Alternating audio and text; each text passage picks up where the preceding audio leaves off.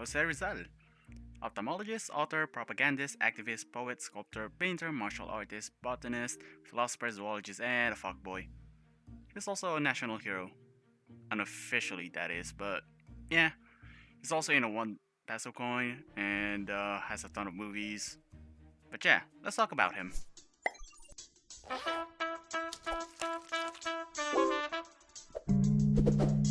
A bit of context before we talk about the man, and in case none of you guys who are watching this are unaware of early Philippines history. On March 16, 1521, when Philippines was discovered by Magellan. And you know, all the debacles he did in this country, yada yada yada, introduced Christianity and all that stuff. He got killed by some dude with a weird ass outfit with primitive weapons, you know, because swords beats cannons. Fucking hell, yeah. But yeah, he got killed here, and word spread about this country in the Pacific, and Spain got all this shit and came flocking like a bunch of thirsty dudes sliding into a single hot chick's DM. Yeah, and you know, much like Columbus, they pretty much went ham and claimed all the land, while all the while killing and raping the natives. And after that, they ruled the country for roughly about 377 years before, you know, the US came in with the freedom and shit. And yeah, now that's done. Let's talk about the man. Born June 19, 1861, Jose Rizal is the 7th out of the 11th child of Francisco Mercado and Teodora Alonso. Yes, you heard that. 7 out of 11 children. Talk about hardworking parents, am I right? Anyways, his full name is Jose Protasio Rizal Mercado y Alonso Rialonda, but everyone calls him Pepe because you know you are what you eat. And side context, Pepe in Filipino means pose. Growing up, he's pretty much the typical child with goofing around and being mischievous and all that fun, stupid shit. You know, pretty much everything that a typical child does during like the 17th, 18th century. You know, that kind of stuff. Except, you know, dying.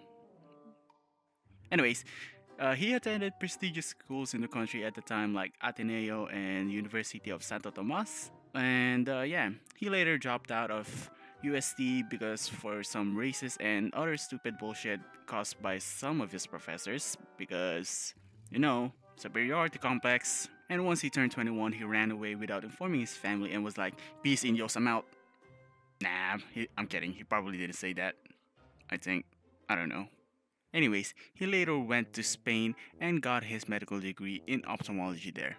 And then he later joined a group of Filipino activists who were fighting for the country or raising awareness on what was happening in their own way, mostly through writing in newspapers and or shitposting about Spain. And in this point of his life is where most historians would say that Rizal got his hero title.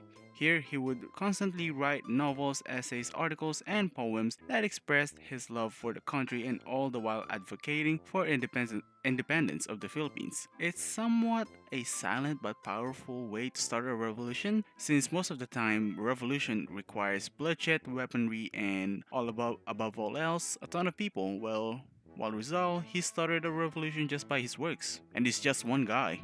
Well, probably giving credit to the other people, such as the Luna brothers, Haina, and yeah. But it wasn't until he wrote his two famous novels, Noli Me Tangere and its sequel, El Filibusterismo, or in English, Touch Me Not and The Filibuster, that truly ignited the flames of revolution throughout the country. These two novels were basically shitposts against the Spanish people and how they treat the Filipinos, as well as shitposts against Filipino people because of their way of thinking and their bad habits. And you know that you did something great when almost all of the government officials and the friars wants you dead. And also wants everyone who owned the two books dead, persecuted, tortured, you name it. If you own the book, you're fucked, basically. Also, while he was in Spain, he stole one of his friend's side chick and got challenged to a duel because of it. And no, I'm not talking about Yu-Gi-Oh! Duel. I'm talking about gun to gun, face to face, face to face backward. What the fuck? Yeah, gun duel. But that didn't happen because none of them would want to die for a girl, and because women. Okay, I'm getting way too ahead of myself there. I'm gonna get roasted in the comment section. Anyways, yeah, Rizal went Mr. Steal Your Girl there, but ultimately decided not to, fuck with that bitch because he didn't want to die, and he also didn't want to lose his friend, which is nice. But then again, I did mention Rizal was a fuckboy earlier, which he is, actually. Pepe had multiple women all around the world, basically, and that's the reason why he went in a globe tour because boy got a ton of women's around the world. He had three in the Philippines, two of them named Leonor for some odd reason. One of them was his cousin. Yes, you heard that right. Then he had one in Madrid, one in Japan, fucking weeaboo, one in London, one in Brussels, one in France, which is the same woman that he and his friend fought over and was also the inspiration of the Parisian life artwork. Then finally calming his dick and libido down when he came back to the Philippines, but not before he got exiled to some secluded province in the country, and ultimately being a fucking less of a fuckboy, but more of a tamer fuckboy. Is that, I don't know, but yeah, like damn son, I can barely talk to a girl, and this man has a fucking harem. Oh, and because of his escapades, there's some conspiracy theory floating around that Rizal was Hitler's father, and that he's Jack the Reaper. So I don't know, probably is Hitler's father and Jack the Reaper at the same time. Who knows? So after a few years, Rizal went back to the Philippines and tried to form his own league called La Liga Filipina, or in English, and it literally means the Philippine League. The purpose of La Liga Filipina is to build a new group sought to involve the people directly in the reform movement. The league was supposed to be some sort of mutual aid and self help society, dispensing scholarship funds and legal aid, but the league became a threat to the Spanish authorities and have Rizal arrested, who was their founding leader, on July 6, 1892, and got his ass exiled to the Pitan, where he would spend most of his 4 years there helping people and meeting his wife, and living happily ever after. Except not really. You see, during the forming of La Liga Filipina, Rizal met with Andres Bonifacio, which was a leader of his own militant secret society named Katipunan, or also known in the Philippines as the KKK. And no, I am not talking about the Ku Klux Klan. I promise you, it's not the same thing. Moving on, this secret society became a full blown revolution society group and was proving to be a nationwide uprising.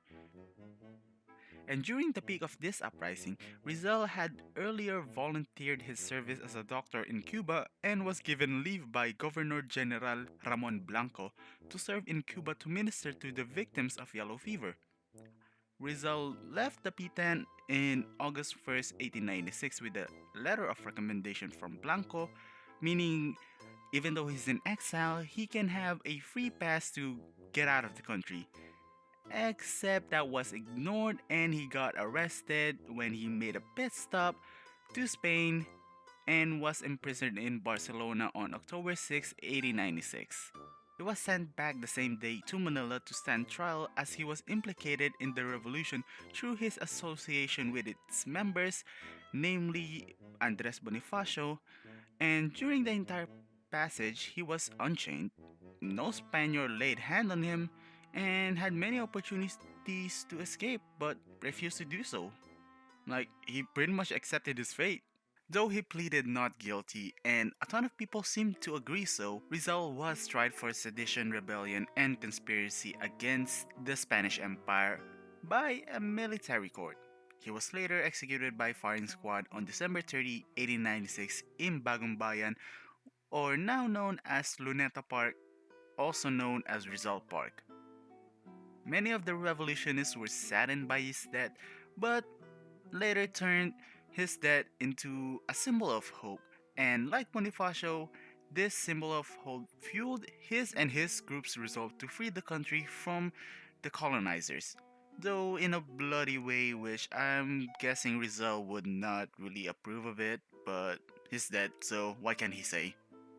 Jose Rizal later became an unofficial national hero of the Philippines and seen as a reformist who advocated peacefully for liberty and independence rather than through violent means. He is considered as a forerunner of Gandhi and along with Sun Yat-sen Antigone. His works changed the course of the Philippine history, and his legacy and his works are still considered as a foundation of the country till this day. Here's a bonus fact. Rizal is said to have mastered 22 languages, ranging from the different languages of the Philippines to languages such as Catalan, Italian, Japanese, and others. Talk about Mr. Worldwide. His last poem, Mi Ultimo Adios, which was written the day before he was to be executed, is the most translated Filipino poem rendered in 38 other languages. Also, Ambet R. Ocampo, a multi-awarded Filipino historian, got a hold of Rizal's original writings, which revealed Rizal's marking and side notes of penises of different size that were drawn all over the book. What?